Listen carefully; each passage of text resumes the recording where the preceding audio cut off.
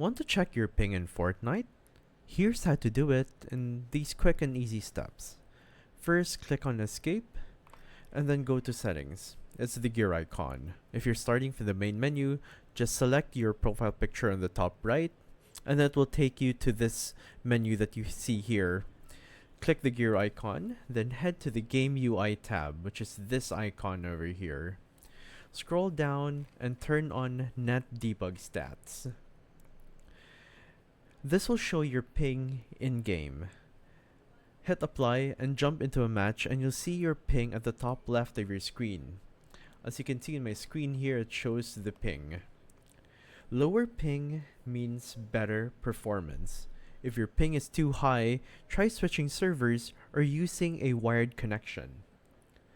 Like and follow for more Fortnite tips. See you in the next one.